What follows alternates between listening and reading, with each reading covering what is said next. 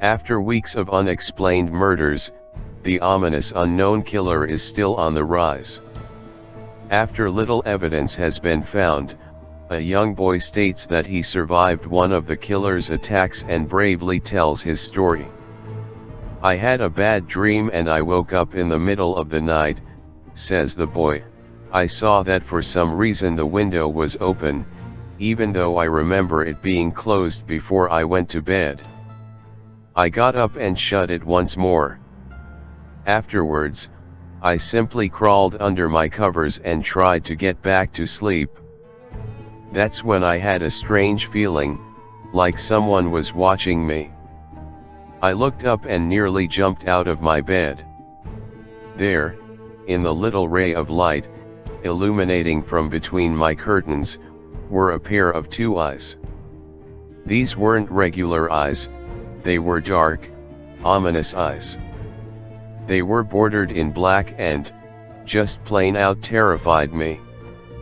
That's when I saw his mouth. A long, horrendous smile that made every hair on my body stand up. The figure stood there, watching me. Finally, after what seemed like forever, he said it. A simple phrase, but said in a way only a madman could speak. He said, "Go to sleep." I let out a scream. That's what sent him at me. He pulled up a knife, aiming at my heart. He jumped on top of my bed. I fought him back, I kicked, I punched, I rolled around, trying to knock him off me. That's when my dad busted in. The man threw the knife, it went into my dad's shoulder. The man probably would have finished him off, if one of the neighbors hadn't alerted the police. They drove into the parking lot and ran towards the door. The man turned and ran down the hallway. I heard a smash, like glass breaking. As I came out of my room, I saw the window that was pointing towards the back of my house was broken. I looked out it to see him vanish into the distance.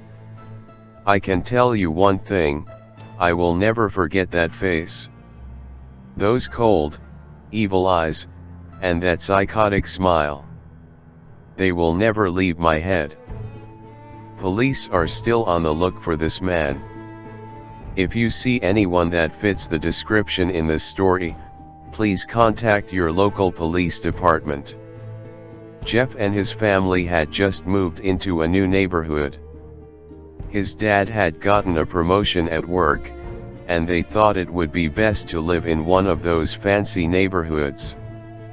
Jeff and his brother Lou couldn't complain though. A new, better house.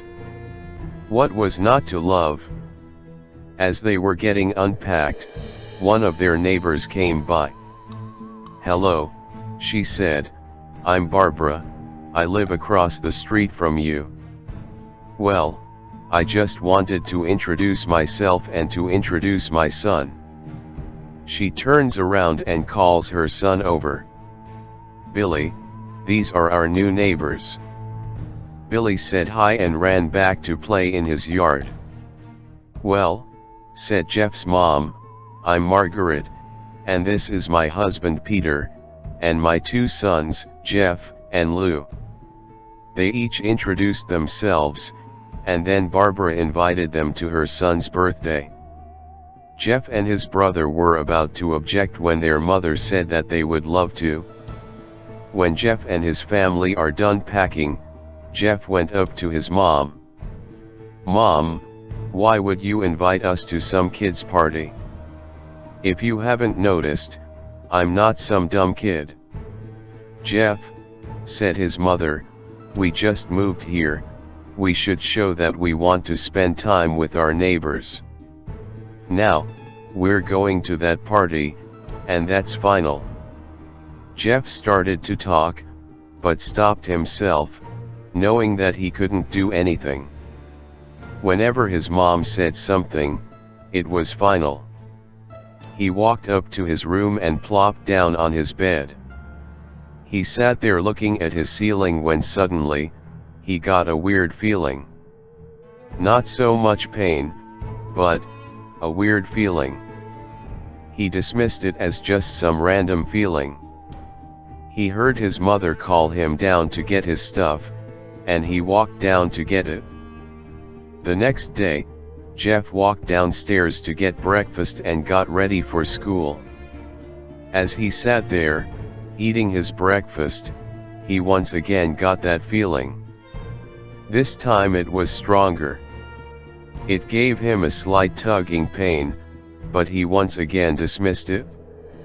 As he and Lou finished breakfast, they walked down to the bus stop. They sat there waiting for the bus, and then, all of a sudden, some kid on a skateboard jumped over them, only inches above their laps. They both jumped back in surprise. "Hey, what the hell?" The kid landed and turned back to them. He kicked his skateboard up and caught it with his hands. The kid seems to be about 12, 1 year younger than Jeff. He wears an Aeropostale shirt and ripped blue jeans. Well. It looks like we got some new meat. Suddenly, 2 other kids appeared. One was super skinny and the other was huge. "Well, since you're new here, I'd like to introduce ourselves. Over there is Keith." Jeff and Lou looked over to the skinny kid. He had a dopey face that you would expect a sidekick to have. "And he's Troy." They looked over at the fat kid. Talk about a tub of lard. This kid looked like he hadn't exercised since he was crawling. "And I," said the first kid, "am Randy." Now, for all the kids in this neighborhood, there is a small price for bus fare, if you catch my drift. Lou stood up, ready to punch the lights out of the kid's eyes when one of his friends pulled a knife on him. Tusk, tusk, tusk, I had hoped you would be more cooperative, but it seems we must do this the hard way. The kid walked up to Lou and took his wallet out of his pocket. Jeff got that feeling again. Now, it was truly strong, a burning sensation. He stood up, but Lou gestured him to sit down. Jeff ignored him and walked up to the kid. "Listen here, you little punk, give back my bro's wallet or else." Randy put the wallet in his pocket and pulled out his own knife. "Oh? And what will you do?" Just as he finished the sentence, Jeff popped the kid in the nose. As Randy reached for his face, Jeff grabbed the kid's wrist and broke it. Randy screamed and Jeff grabbed the knife from his hand. Troy and Keith rushed Jeff, but Jeff was too quick. He threw Randy to the ground. Keith lashed out at him, but Jeff ducked and stabbed him in the arm. Keith dropped his knife and fell to the ground screaming. Troy rushed him too, but Jeff didn't even need the knife. He just punched Troy straight in the stomach and Troy went down. As he fell, he puked all over. Lou could do nothing but look in amazement at Jeff. "Jeff, how'd you?" was all he said. They saw the bus coming and knew they'd be blamed for the whole thing. So they started running as fast as they could. As they ran, they looked back and saw the bus driver rushing over to Randy and the others. As Jeff and Lou made it to school, they didn't dare tell what happened. All they did was sit and listen. Lou just thought of that as his brother beating up a few kids, but Jeff knew it was more. It was something scary. As he got that feeling, he felt how powerful it was, the urge to just hurt someone. He didn't like how it sounded, but he couldn't help feeling happy. He felt that strange feeling go away, and stay away for the entire day of school. Even as he walked home due to the whole thing near the bus stop, and how now he probably wouldn't be taking the bus anymore, he felt happy. When he got home, his parents asked him how his day was, and he said, in a somewhat ominous voice, "It was a wonderful day." Next morning, he heard a knock at his front door. He walked down to find 2 police officers at the door, his mother looking back at him with an angry look. "Jeff, these officers tell me that you attacked 3 kids. That it wasn't regular fighting, and that they were stabbed."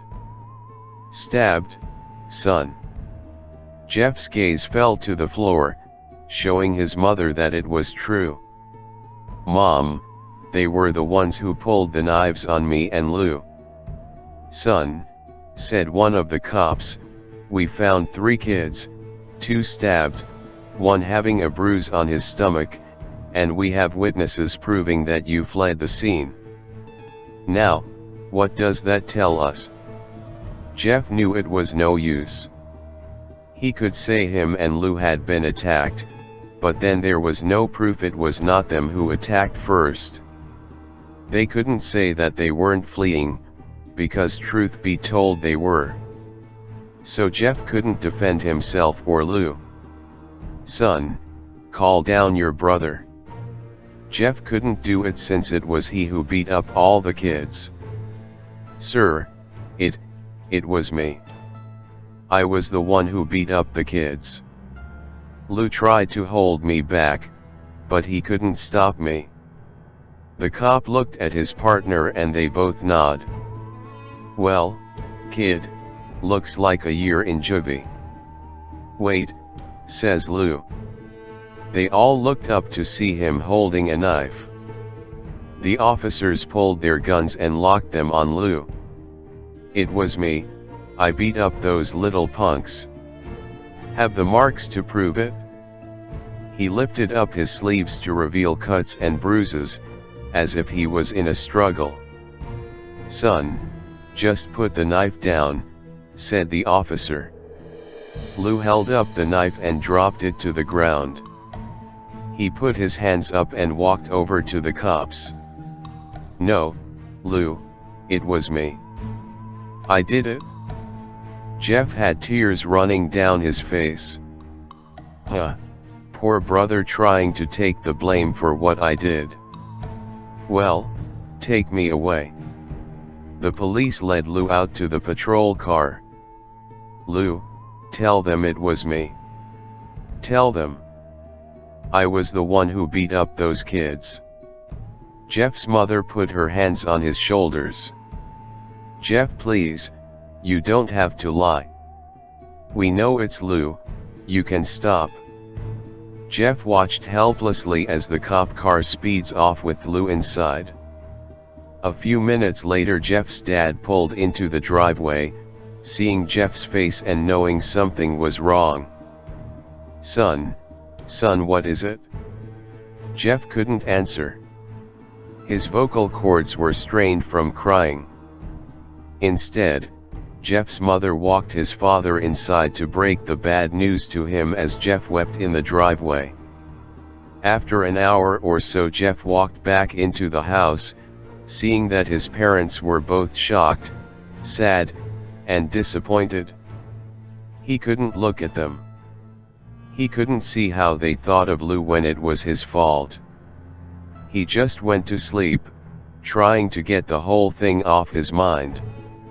2 days went by, with no word from Lou at JDC. No friends to hang out with. Nothing but sadness and guilt. That is until Saturday, when Jeff is woken up by his mother, with a happy, sunshiny face. "Jeff, it's the day," she said as she opened up the curtains and let light flood into his room. "What? What's today?" asked Jeff as he stirs awake. "Why, it's Billy's party." He was now fully awake. "Mom, you're joking, right?" You don't expect me to go to some kid's party after?" There was a long pause. "Jeff, we both know what happened. I think this party could be the thing that brightens up the past days. Now, get dressed." Jeff's mother walked out of the room and downstairs to get ready herself. He fought himself to get up. He picked out a random shirt and pair of jeans and walked downstairs. He saw his mother and father all dressed up, his mother in a dress and his father in a suit. He thought, why they would ever wear such fancy clothes to a kid's party. "Son, is that all you're going to wear?" said Jeff's mom. "Better than wearing too much," he said. His mother pushed down the feeling to yell at him and hid it with a smile. "Now Jeff, we may be overdressed, but this is how you go if you want to make an impression," said his father. Jeff grunted and went back up to his room. "I don't have any fancy clothes," he yelled downstairs. "Just pick out something," called his mother. He looked around in his closet for what he would call fancy. He found a pair of black dress pants he had for special occasions and an undershirt. He couldn't find a shirt to go with it though. He looked around and found only striped and patterned shirts, none of which go with dress pants. Finally, he found a white hoodie and put it on. "You're wearing that," they both said. His mother looked at her watch. "Oh, no time to change. Let's just go," she said as she herded Jeff and his father out the door.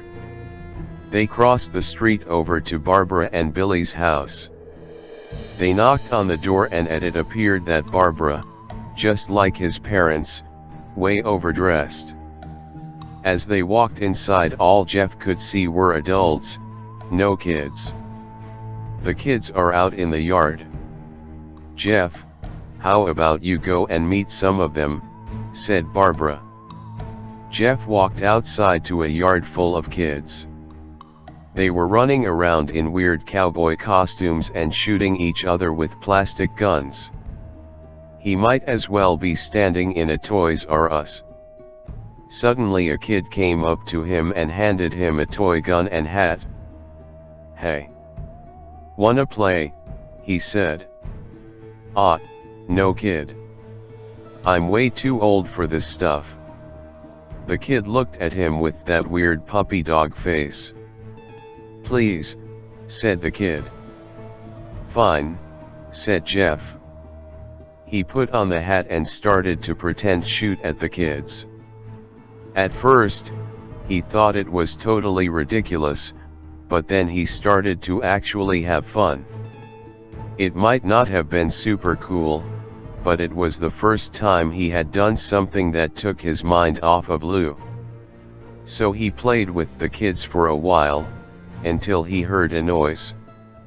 A weird rolling noise. Then it hit him.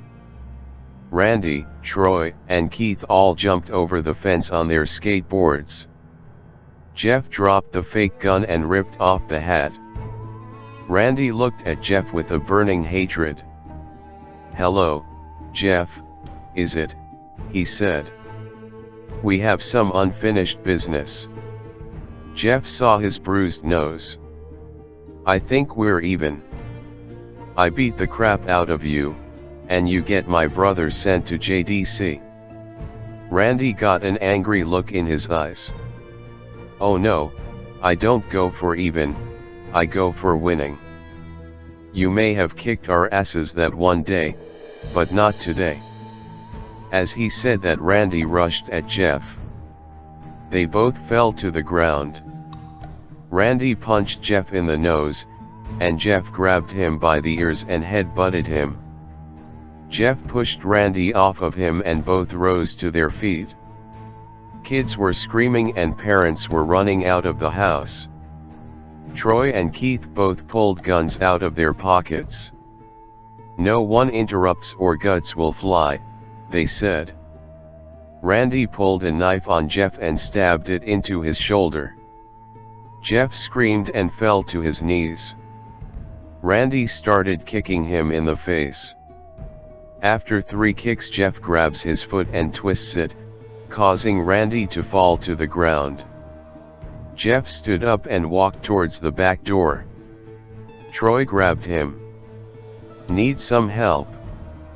He picks Jeff up by the back of the collar and throws him through the patio door. As Jeff tries to stand, he is kicked down to the ground. Randy repeatedly starts kicking Jeff, until he starts to cough up blood. "Come on, Jeff, fight me." He picks Jeff up and throws him into the kitchen. Randy sees a bottle of vodka on the counter and smashes the glass over Jeff's head. "Fight." He throws Jeff back into the living room. "Come on, Jeff, look at me." Jeff glances up, his face riddled with blood. "I was the one who got your brother sent to JDC. And now you're just gonna sit here and let him rot in there for a whole year. You should be ashamed." Jeff starts to get up. "Oh, finally, you stand and fight." Jeff is now to his feet, blood and vodka on his face. Once again he gets that strange feeling, the one in which he hasn't felt for a while. Finally, "He's up," says Randy as he runs at Jeff. That's when it happens. Something inside Jeff snaps. His psyche is destroyed, all rational thinking is gone, all he can do is kill. He grabs Randy and pile drives him to the ground. He gets on top of him and punches him straight in the heart. The punch causes Randy's heart to stop. As Randy gasps for breath, Jeff hammers down on him. Punch after punch, blood gushes from Randy's body, until he takes one final breath, and dies. Everyone is looking at Jeff now. The parents, the crying kids, even Troy and Keith. Although they easily break from their gaze and point their guns at Jeff. Jeff sees the guns trained on him and runs for the stairs. As he runs, Troy and Keith let out fire on him, each shot missing. Jeff runs up the stairs. He hears Troy and Keith follow up behind. As they let out their final rounds of bullets, Jeff ducks into the bathroom. He grabs the towel rack and rips it off the wall. Troy and Keith race in, knives ready. Troy swings his knife at Jeff, who backs away and bangs the towel rack into Troy's face. Troy goes down hard, and now all that's left is Keith. He is more agile than Troy though, and ducks when Jeff swings the towel rack. He dropped the knife and grabbed Jeff by the neck. He pushed him into the wall. A thing of bleach fell down on top of him from the top shelf. It burnt both of them and they both started to scream. Jeff wiped his eyes as best as he could. He pulled back the towel rack and swung it straight into Keith's head. As he lay there, bleeding to death, he let out an ominous smile. "What's so funny?" asked Jeff. Keith pulled out a lighter and switched it on. "What's funny," he said, "is that you're covered in bleach and alcohol." Jeff's eyes widened as Keith threw the lighter at him. As soon as the flame made contact with him, the flames ignited the alcohol in the vodka. While the alcohol burned him, the bleach bleached his skin. Jeff let out a terrible screech as he caught on fire. He tried to roll out the fire, but it was no use. The alcohol had made him a walking inferno. He ran down the hall and fell down the stairs. Everybody started screaming as they saw Jeff, now a man on fire, drop to the ground, nearly dead. The last thing Jeff saw was his mother and the other parents trying to extinguish the flame. That's when he passed out. When Jeff woke, he had a cast wrapped around his face. He couldn't see anything, but he felt a cast on his shoulder, and stitches all over his body. He tried to stand up, but he realized that there was some tube in his arm, and when he tried to get up it fell out, and a nurse rushed in. "I don't think you can get out of bed just yet," she said as she put him back in his bed and reinserted the tube. Jeff sat there, with no vision, no idea of what his surroundings were. Finally, after hours, he heard his mother. "Honey, are you okay?" she asked. Jeff couldn't answer though, his face was covered, and he was unable to speak. "Oh honey, I have great news." After all the witnesses told the police that Randy confessed of trying to attack you, they decided to let Lou go.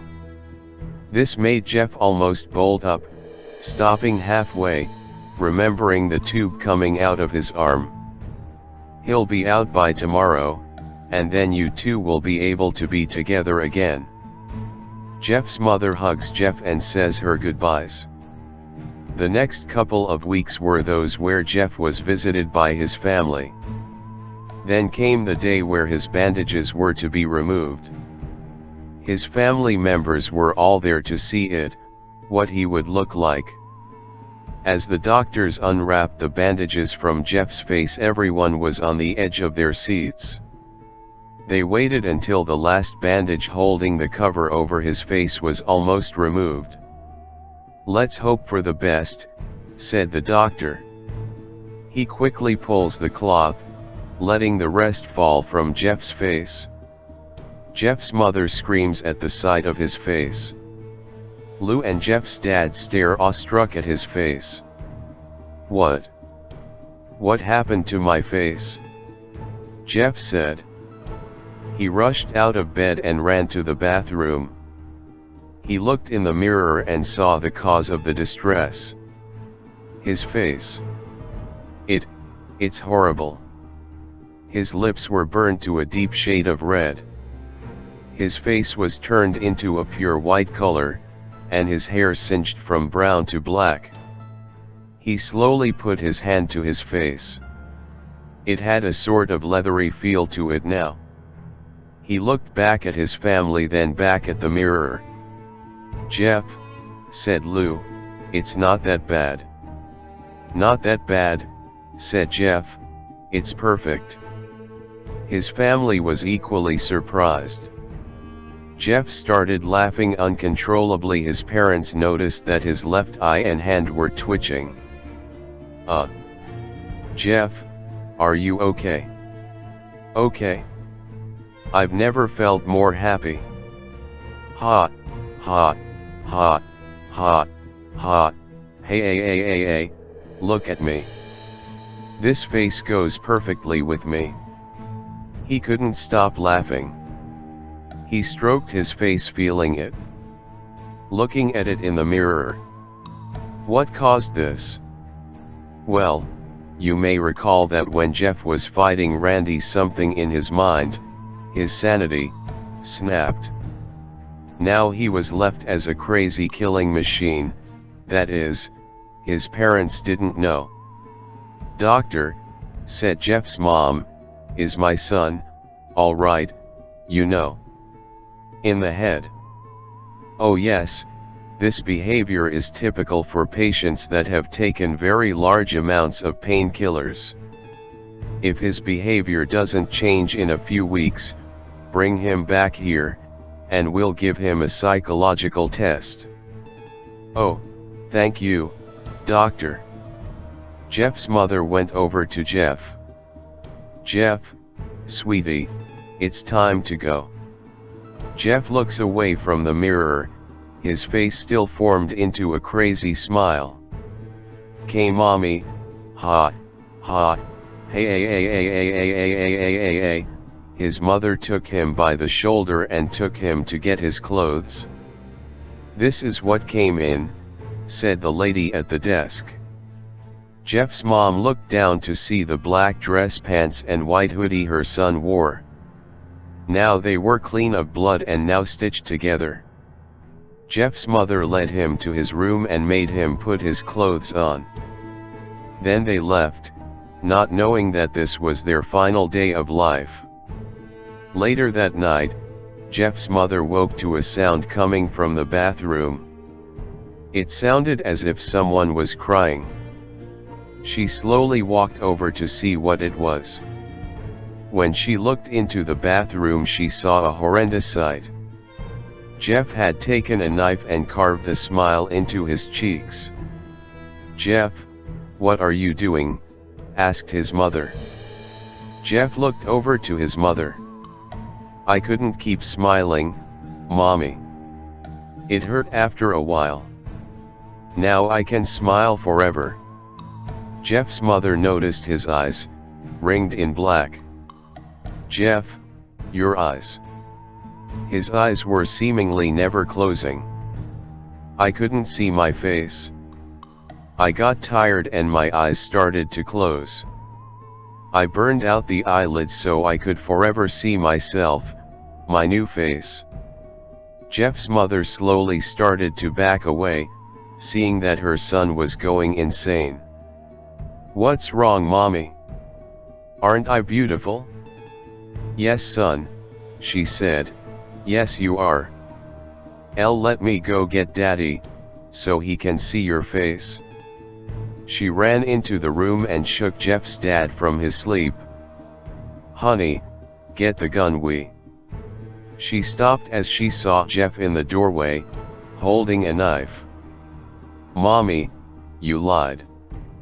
That's the last thing they hear as Jeff rushes them with the knife, gutting both of them. His brother Lou woke up, startled by some noise.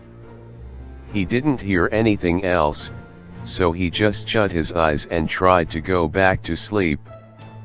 As he was on the border of slumber, he got the strangest feeling that someone was watching him. He looked up, before Jeff's hand covered his mouth. He slowly raised the knife ready to plunge it into Lou. Lou thrashed here and there trying to escape Jeff's grip. "Shhhhhhh," Jeff said. "Just go to sleep."